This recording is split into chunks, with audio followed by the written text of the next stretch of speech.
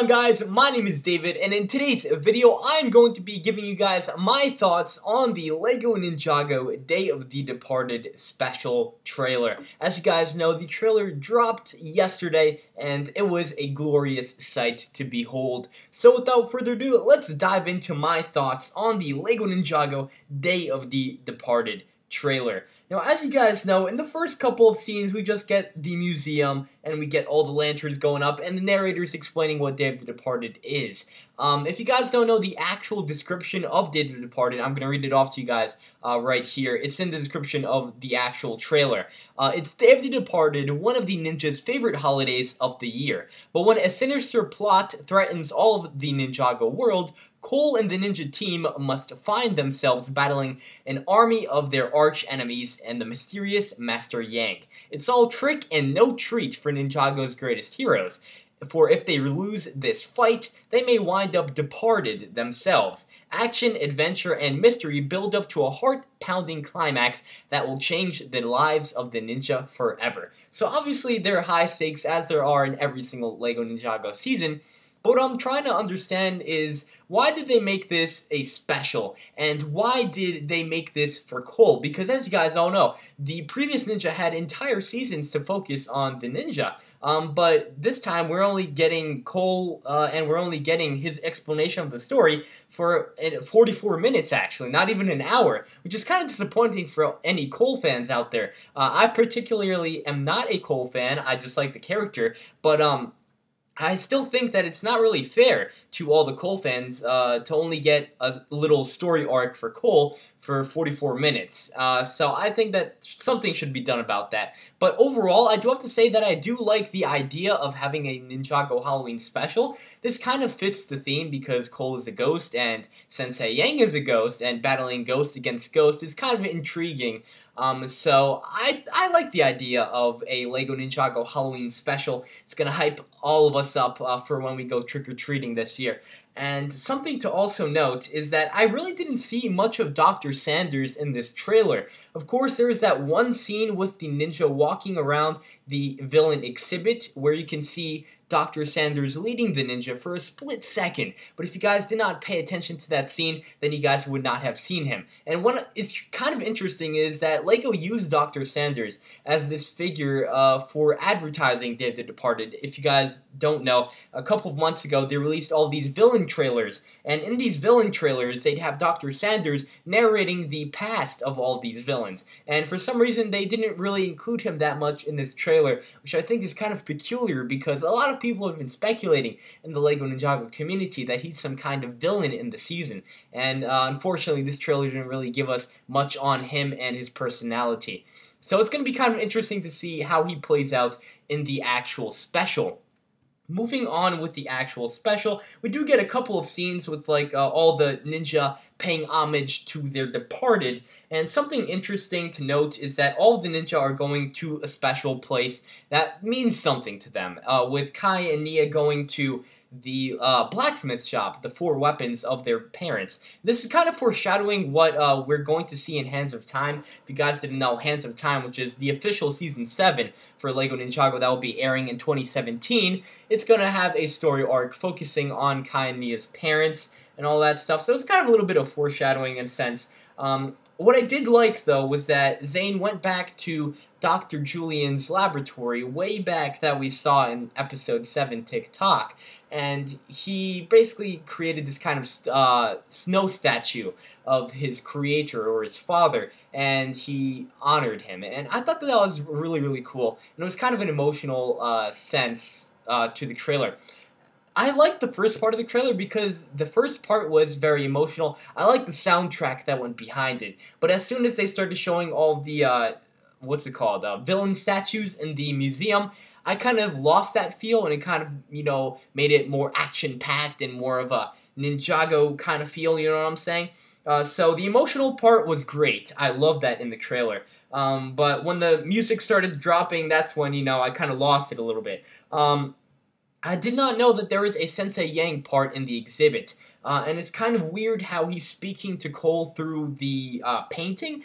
I thought that it was kind of weird because we've never seen this part of the Ninjago Museum in the first place, but I didn't even know that they'd make a section dedicated to Yang, since he technically isn't a villain because they haven't gone against him, you know what I'm saying? So it's kind of weird. But I mean, okay, I guess, whatever makes the story flow. He does talk about closing the circle, and I am going to have a theory uploaded within the next couple of days talking about more in depth of what I mean by closing the circle. So be on the lookout for that. But I'm pretty much just thinking that Sensei Yang wants to unite both halves of Ninjago, and I'll get into more of that in depth in my theory video coming later on during the week. I know, right? Theories are coming back. Yay, woohoo, and all that stuff. But yeah, honestly, I really do like this kind of feel because it's very mysterious. We've known about Day of the Departed since, I believe, February, right? So it's been such a long time, and we still don't know every single detail to this plot, which I think is honestly just awesome. Now, moving on with the trailer, there was some kind of action sequence with all these missiles being launched. I don't really know why they did that, because Ninjago really isn't about military warfare. It's more about these ninja battles and villain sword battles and all that stuff, and they're not really focusing on that for some reason, which I think is kind of weird. I don't know where those missiles came from, because they're just, I don't know. I just don't know where they came from. Possibly some kind of Anaconda vehicles, I'm assuming, but I really have no idea. Moving on with the Anaconda Crushers, I like how they're actually Anaconda soldiers sitting and piloting these vehicles, because back in Season 4, Tournament of Elements, I really didn't like the Anaconda worshippers. I like the Anaconda figures themselves better than the actual worshippers. So I really like how that's happening. There was that one scene at the Ed and Edna trash what's it called? Junkyard, my bad. And there was Samukai who was holding up Edna. He was about to throw her. I like that kind of component, although I don't really know why Samukai is going after Jay, because he doesn't really have a personal vendetta against him, unless there's something that I've missed. But I mean, I don't really recall anything. I've watched the pilot episodes a long time ago now. So maybe I missed something. But I don't really think that there's any kind of significance between Samukai and Jay. One thing to note, though, is that Samukai is really highlighted in this shade of green glow. And Tommy Anderson, who is actually one of the lead designers for LEGO Ninjago, actually stated on Twitter that every single villain, the main villains, will be highlighted in green. I don't really know how I feel about that. It kind of looks cool, but the minifigure forms in the sets were not that kind of green. They were just, their regular minifigure selves. And here they are going to be this green glow. I don't really know how to feel about that. I guess it's kind of cool because he did state that their ghosts would be inside the statues, and so technically their ghosts would be possessing the statues and making them move and do all these actions. It's kind of unique, I guess, in a sense. We're just going to have to see how it plays out in the actual special. Now, there was that one scene with the Ninjroids and Zane. I absolutely loved it. I wanted to see more, and that went by so quickly with the Ninjroids in the actual snowy forest attacking Zane. I really wanted to see more of that because that's what I find awesome. Because I remember way back when Rebooted was still around, there was that special. It was the finale of Rebooted, and I remember after watching the finale, right, and having Zane pass away while defeating the Overlord, I remember going outside later that day and, just having a lot of fun in the snow with my friends and all that stuff. So it kind of just gives me a lot of nostalgia towards that time, especially with the snowy biome and all those Ninjroids fighting Zane. Just kind of nostalgic, in my opinion. There was also that one scene with Jay firing his lightning at, I'm assuming, Samukai, and of course the skeleton mech right behind him, which is piloted by Crazy. I don't really know how that's going to really work out with all these elemental weapons, all these elemental powers, and all that stuff. So I'm not like really too sure what's going on there. Going on forward with the actual Ultra Stealth Raider, I do believe that in yesterday's video, or in a 2 days ago video that I uploaded, I did state that it was the Ultra Sonic Raider. That's my apologies. It's the Ultra Stealth Raider. And as you guys can see, it did like divide. I guess that's kind of cool because in a sense, each ninja gets their own vehicle this season. But at the same time, you know, the Ultra Stealth Raider is supposed to be this huge Ninjago ninja menacing tank, and it's not really that this season. It's more of like some kind of splitting up, dividing vehicle. So I don't really know how I feel about that. I guess it's kind of cool, you know, all those play features and all those abilities that you can do when you purchase the set.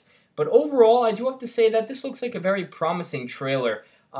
With Cole fighting Yang, that was the most intriguing part in my opinion, because we really didn't see both of them interact at all prior to this trailer.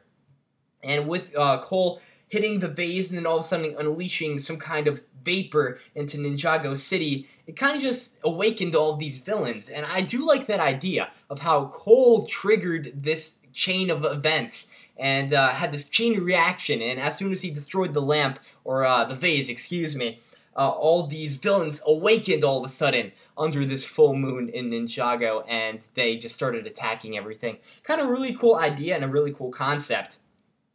And then, of course, we had that one little scene right at the end of the trailer with Moro saying, "very bad."